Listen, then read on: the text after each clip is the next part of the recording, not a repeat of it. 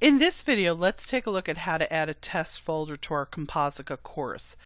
If you want to have activities that are scored, you must add a test folder to your outline tree. To do this, go into the Project Manager and select where you want to position your test folder. Of course, you can move it around at any point. Then go ahead and insert your test folder. Once we insert our test folder, we can go ahead and give it a name. And inside the test folder, you're going to notice that it also has a default section folder. The section folders will contain all of the activities for your course that will be scored. Depending upon how complex your course is, you might have multiple test folders, that's up to you, as well as multiple section folders. To add additional section folders, you can go ahead and right-click on the test folder and select Add Test Section inside. Now, this particular course doesn't have chapters, but I want to show you how you might set up additional section folders. So, for example, we'll call this one Chapter 1. We'll call this second one Chapter 2, and so on. Once you have all of your different section folders created, you can then populate them with the different activity pages by adding new pages within them, or I'm going to actually go ahead and get rid of these and show you a little trick. If you spent a lot of time on your initial course outline and have already built activity pages directly in the course outline, why reinvent the wheel? You can go ahead and actually, this is one way to do it, copy them and place these particular activity pages directly into the section folders. This is probably a good way then to present the material and reinforce it to the viewer. So for example, I'm going to copy this one. This is one way to do it. Put this one in my Chapter 1 section folder, and then do this one here, copy this one, paste it into my Chapter 2 section folder.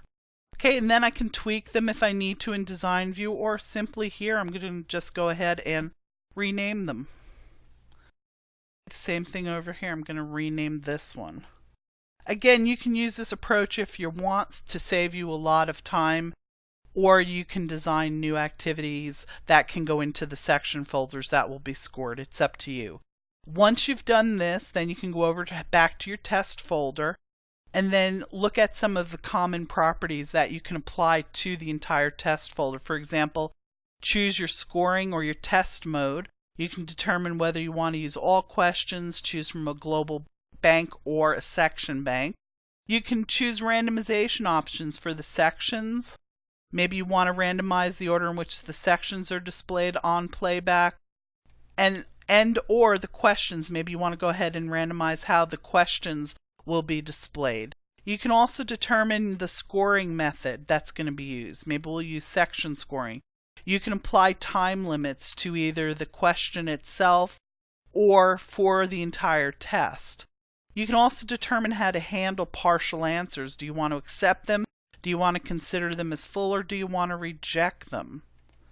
You can also determine feedback mode. If you want, you can delay feedback so there'll be no check button for the viewer to click, or you can have a check button available. You can also determine what the passing score is. Maybe in this case we'll do, let's just say 40%. Maybe you want to have 90%. It's up to you. You can determine the number of attempts you want to allow the viewer to have when they're taking the test. This will override anything at the particular question document page level itself. So we'll go ahead and set this maybe to 1 attempt. You'll always see the available number of pages available for the entire test folder contained within the different section folders. So for example, here we just have 2 question pages. So that's what we're seeing here. We can also determine whether this test folder will participate in the overall course score. So if we have multiple folders, the average score, will it participate in the global score? If so, keep this checked. If we want to allow review for the viewer, keep this checked as well. Once we do that, we can also select each of our section folders and apply some additional properties, such as maybe we want for the section type to have all scored, or maybe we have information pages within the particular section folder for whatever reason. We don't want those to be scored. We can choose that option. We can also apply section weights for scoring. So for example, maybe on this one, I want to have it set to 40. So that means 40% of all of the questions asked in this test folder for this section will only have a weight of 40%. And then maybe on the next one, I want to go ahead and have it set to 50%. Anytime you use section weights for scoring, make sure to validate it, because all of your section folders weights have to add up to 100%. And if they don't, by validating, you'll easily find this out up front. So we can go ahead and fix it. So maybe we want to go ahead and have this one set to 60. We'll validate it again, and there we are. So we're good to go with this one. Now the next thing we can do is, let's go back up to the test folder itself. We can opt to skip any of these folders if we want to, or skip and hide them. We're actually going to go ahead and keep them set to the default, but I just wanted to show you could do that. If you do this, I recommend that you provide some information on that particular page. So for example, on this one, we're going to go ahead and add just a basic title, but you can design it however you want. Maybe you want to have instructions on it and so on. So I'm going to come over here to the insert menu. I'm going to add just a basic header 2, and we'll call this one course test. Again, you can have it set to whatever you want it to be set to, and then provide additional instructions. I just want to show you at a minimum what you might want to put on here. And then for each of my section folders, maybe I want to go ahead and do the same thing. So I'm going to swap over to those as well. So we'll go ahead for this one, maybe we'll go ahead and put chapter 1 questions. Okay, and then maybe we'll put this one over here. I'm actually going to just copy that one and then go over to the other section folder. And then we'll put this one here, and we'll put chapter 2 questions and so on. Again, I'm just doing for expediency here in this example, doing some minimal design, but you can go ahead and design these pages or skip them as needed. It's up to you. Once we do that, don't forget to go ahead, go over to your test results page, and provide some type of feedback to your viewer for the final results. So on our test results page, we want to insert test feedback.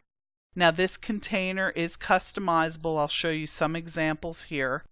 And if you want, you have the ability to right click on it, and you can actually add a test summary. You can add a test section summary. You can add test details. You can add custom feedback.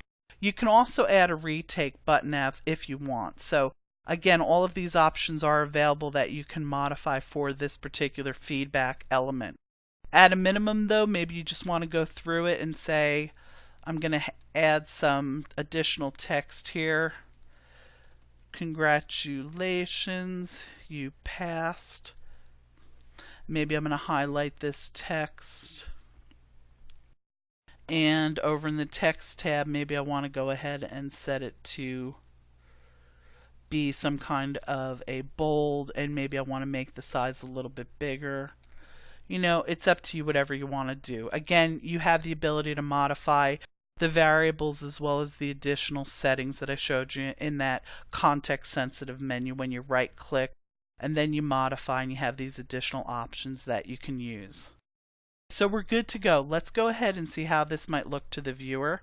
We'll come back over to the course test folder page, and then let's go ahead and preview this in a browser. So we'll come up here and we'll preview it from this page, and let's actually bring this page down a little bit here, and then we'll click next. Here's our first question, and we could say if this is correct, we'll click next. Of course, we're not going to get any feedback because we didn't have it set for that. And then we can go ahead and select this and click next. And then here's our test feedback. And of course, we passed with a score of 52 because we used weighted options for scoring in the section folders. And it says, congratulations, you passed. And if we want to review the test, we have the ability to do this right here, and see this is fixing this particular question for us, and then the next question was correct, so we see the feedback now on that one. Let's go ahead and close this. Let's go back to the project manager. And once again, just to summarize, this particular video showed you how to add a test folder to your Composica course, how to modify all of the different common properties for the test folder, as well as some of the properties for the individual section folders. For all of the activities that you want to have scored, remember that you do have to place them in a test folder within your Composica course, and you can have one or multiple test folders within your course.